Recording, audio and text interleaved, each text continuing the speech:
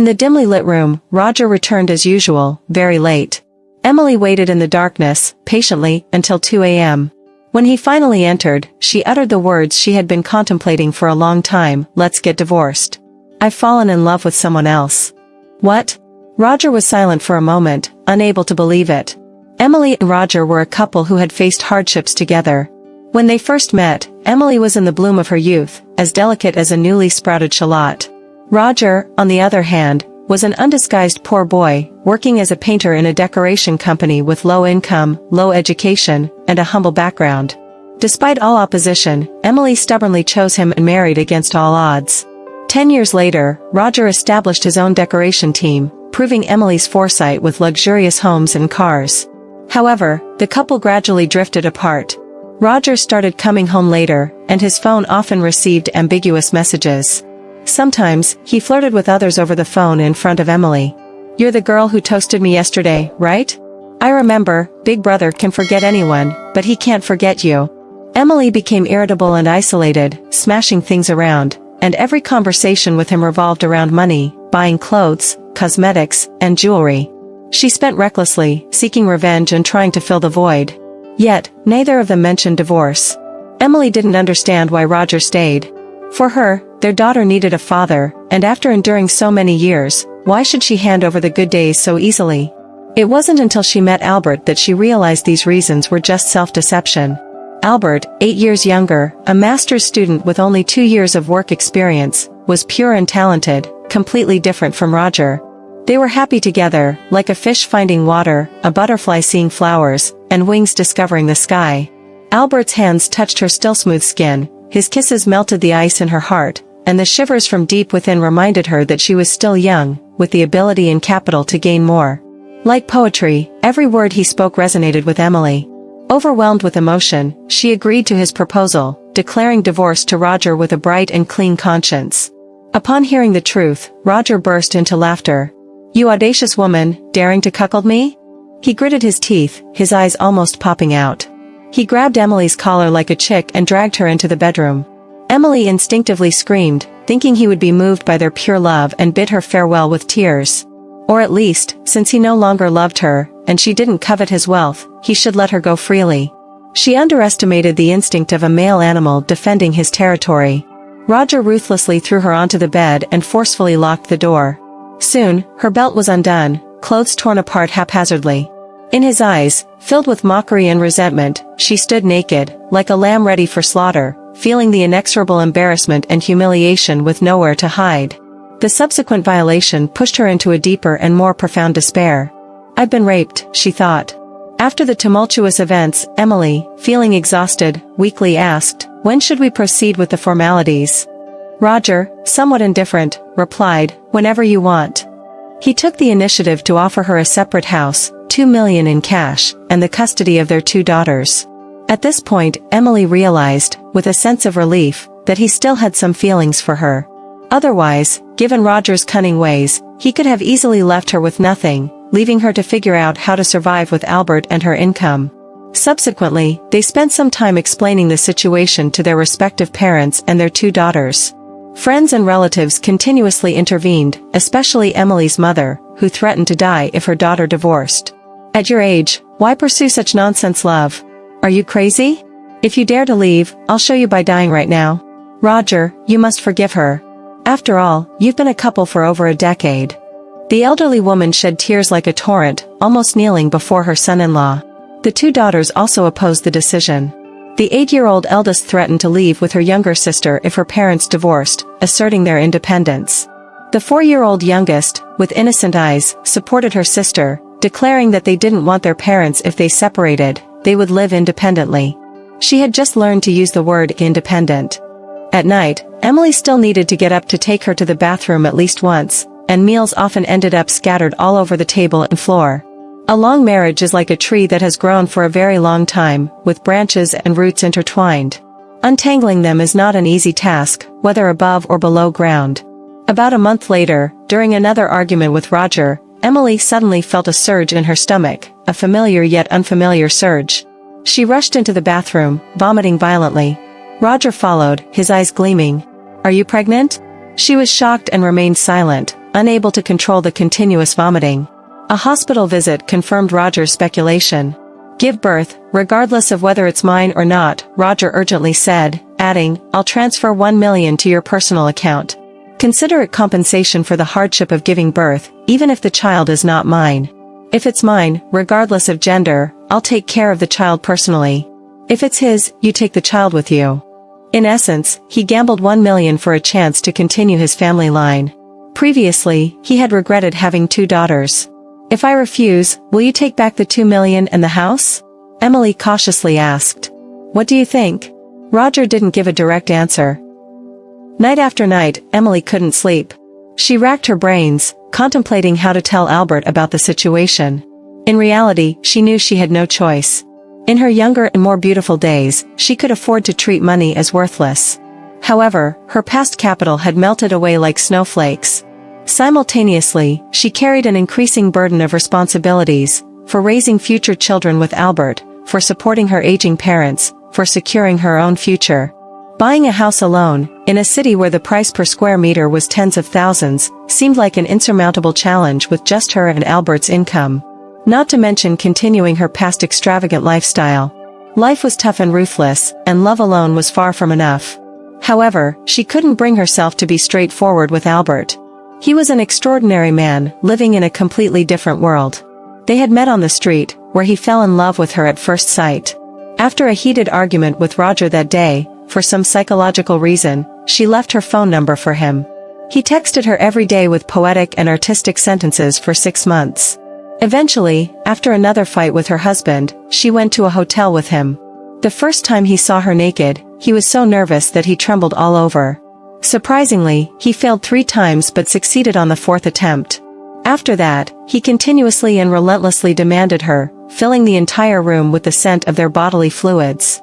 Initially, she thought it was a fleeting affair, but from the first day they had a relationship, he urged her to divorce Roger, firmly and without hesitation, proposing to marry her as soon as possible. For this, he went back to his hometown specifically, informed his parents about their relationship, withholding her name. Upon hearing that their son wanted to marry a woman with 2 daughters, his parents were furious and beat him with a mop handle. Kneeling on the ground, he endured without asking for mercy or changing his stance. Back in the city, he showed her the bruises on his body, colorful evidence of the severe beating. He said, "Even if I'm beaten to death, my soul won't leave you." Since she chose such an unconventional man, she needed to take on all responsibilities, to create a safe haven for their relationship, shielding him from all challenges and dangers. She designed several plans. 1. Claiming to study abroad, pretend to go abroad for further studies, staying in a remote place until the child is born. If the child is Roger's, don't inform Albert. If it's Albert's, say that she didn't tell him initially for a surprise. 2. Telling Albert the child is his, directly tell Albert that the child is theirs. If the paternity test proves otherwise, find an opportunity to send the child away, claiming it got lost while playing outside. 3. Being honest about paternity, openly admit that the child could be either Roger's or Albert's. Regardless of whose it is, she decides to give birth first and then discuss it. Present the necessity of doing so not from a financial perspective, but from a sense of gratitude and compensating Roger. Each plan had its merits and drawbacks, but the key challenge lay in Emily's inability to predict Albert's reaction. The more she contemplated, the more indecisive and lost she became. Taking a leave from work, she couldn't muster the focus for anything, including responding to Albert's messages. Unexpectedly, this small neglect led to an entirely unforeseen incident. Albert went to the police station, reporting that Emily might be illegally detained by Roger.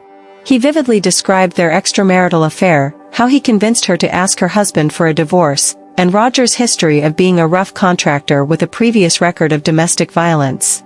Tears streamed down his face as he spoke of Emily possibly facing abuse and enduring immense physical and psychological pain. The police were shocked and speechless, but faced with his presented ID and work credentials, they had to consider the credibility of his account. At his strong insistence, they arrived at the residential area where Emily lived, driving a police car. It was just after dinner, and people were strolling outside, making the arrival of the police car a sensational event.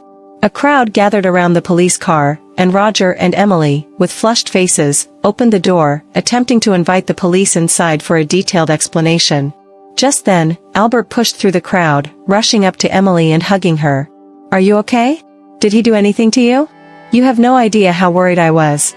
As he spoke, he cast wary and hateful glances at Roger. Everyone, including Roger, Emily, and the neighbors who knew the couple, was stunned. When they finally reacted, Emily exerted all her strength to break free from Albert's embrace and shouted, "Nonsense. Madman. Idiot. I don't know you. What are you saying?" Albert stared at her with shocked, questioning, and sorrowful eyes. Laughter erupted from the onlookers, creating an uncontrollable wave of ridicule. Emily felt like she was about to collapse. It was only at this moment that she realized she had overestimated this love and her own ability to endure. She walked up to Albert and slapped him hard, saying, "Get lost, right now, and never appear in front of me again." At this point, Roger whispered something to the leading police officer. The police immediately understood. They took Albert away, rushing him to a psychiatric evaluation at the hospital, confirming that he had a mild form of infatuation disorder. It was a form of intermittent mental illness. The main symptom was emotional instability and inappropriate bizarre behavior when encountering someone they liked of the opposite sex. For this reason, despite his outstanding professional talents, he had to frequently change workplaces, and had not been able to get married. Albert continued to send daily messages to Emily, expressing poetic and romantic sentiments. His words painted vivid pictures of the sky, her skin under the blood vessel's hues, cradling her face like the world's purest moonlight, and recalling passionate nights.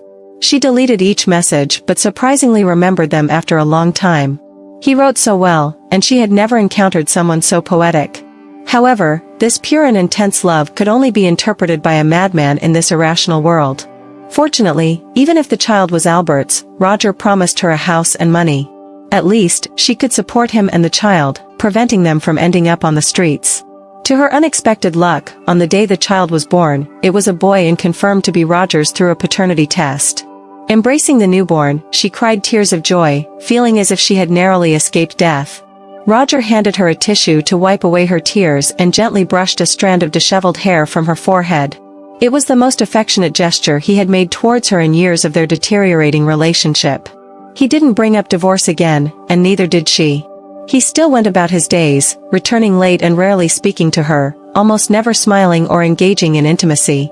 He openly made calls to other women in her presence, and surprisingly, she didn't feel angry. Enduring the pain, she got used to it. Only their 2 daughters were lively and cheerful every day, playing around their younger brother after returning from school. She thought, if her individual sorrow could bring happiness to 3 lives, it was a worthwhile trade. One day, after work, Roger suggested going out as a family since the weather was nice. They walked together, with the 2 daughters in front and Roger pushing the stroller. The evening sunlight illuminated their family of 5, appearing happy and complete.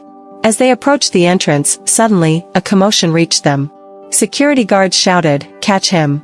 Catch him!" Emily looked up and saw someone swiftly running in, taking a stand in front of her. It was Albert. Wearing his usual white shirt and black pants, he still looked like a recent college graduate. He didn't look at her, focusing instead on repeatedly and carefully wiping the face of her son in the stroller as if spreading butter on a slice of bread. "Whose child is this? Is it mine?" His voice trembled, still not looking at her. Security guards rushed in, restrained his hands, and then separated them. One of the guards apologized, explaining that this man had been hanging around for days, unable to provide accurate information about the owner and apartment number.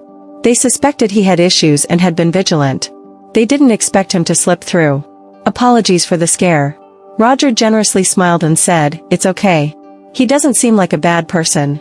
Let him go." After the guards left, Roger bent down, picked up a waste bag from the bushes. It had fallen during the scuffle between Albert and the security. Opening it, they found a small steel knife with a sharp blade, gleaming with a cold light. Emily shivered. Roger chuckled, "When we just got together, I also thought that if someone tried to separate us, I'd fight to the death, either killing those who opposed us or myself or you." His words were like a net, fishing up distant and dormant memories in her mind. Did she once think like that too? What happened afterward that turned their impulsive, passionate, and innocent love into what they were today? Was it when they stopped fearing, stopped being fearless, stopped being hot-blooded, stopped believing in forever? Just continuously weighing compromises in the face of reality. Was it Albert who went mad, or was it them? The child in the stroller seemed to sense the fluctuations in her emotions, moving his hands and feet in response, displaying a mixed expression on his face that she couldn't tell whether it was a smile or a cry. She gently shed tears.